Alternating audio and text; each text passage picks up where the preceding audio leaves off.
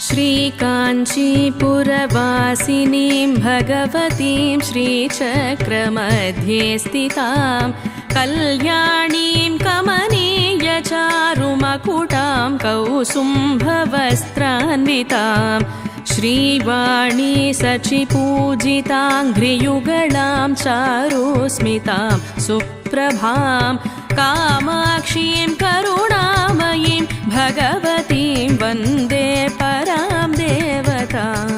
कामाक्षीं करुणामयीं भगवतीं वन्दे परां देवतां।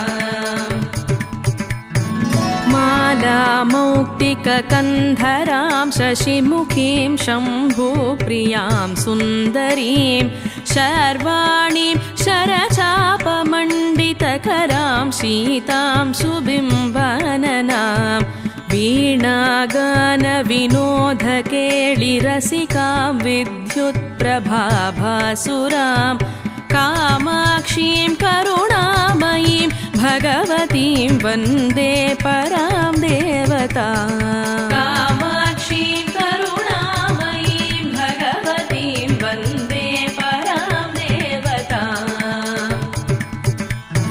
श्यामां चारुनितम्बिनीं गुरुभुजां चन्द्रावतंसां शिवां शर्वालिङ्कितनीलचारुवपुषां शान्तां प्रवालाधरां बालां बालतमालकान्तिरुचिरां बालार्कबिम्बोज्ज्वलां कामाक्षीं करुणामयीं भगवतीं वन्दे परां देवतां।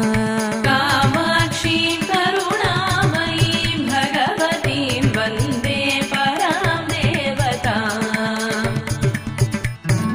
लीलाकल्पितजीवकोटिनिवहां चिद्रूपिणीं शङ्करीं ब्रह्माणीं भवरोगतापशमनीं भव्यात्मिकां शाश्वतीं देवीं माधवसोदरीं शुभकरीं पञ्चाक्षरीं पावनीं कामाक्षीं करुणामयीं भगवतीं वन्दे परां देवतां। कामाक्षीं करुणामयीं भगवतीं वन्दे परां देवतां।